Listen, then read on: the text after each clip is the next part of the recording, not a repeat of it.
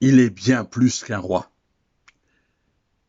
Il est le chef, la tête du corps de l'assemblée, lui qui est le commencement, le premier-né d'entre les morts, afin qu'en tout, il tienne, lui, la première place.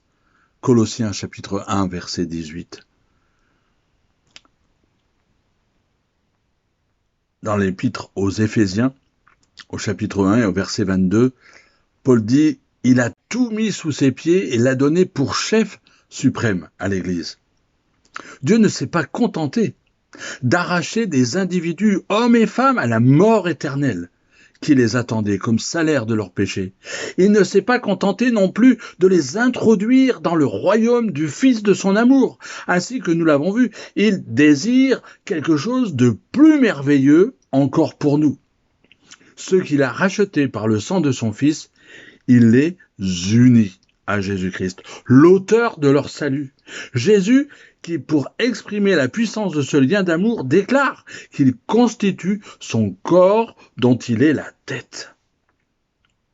Il ne peut exister de relation plus organique, plus fondamentale que celle-là. Le Seigneur Jésus s'est identifié pleinement avec son assemblée, composée de tous les rachetés, pour lequel il a donné sa vie.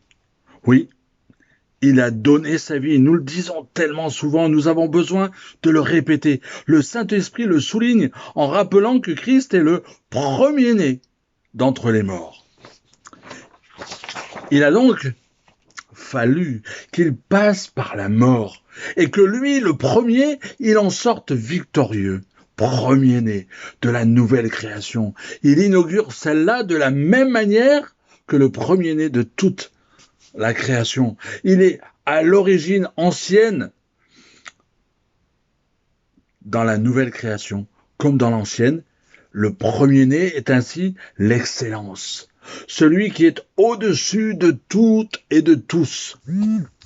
À sa suite, nouvelle création, et possédant sa vie, nous pouvons déjà vivre une vie de résurrection, en attendant que nos corps soient eux aussi rendus conformes à celui de sa gloire. Insistons, mes amis, sur le fait, j'ai dit, il est plus que le roi parce qu'il est la tête. C'est de lui dont tout le reste du corps dépend. On peut se séparer du roi, mais le corps ne peut pas se séparer de sa tête. Centre de commandement, centre nerveux. Sans la tête, rien ne marche.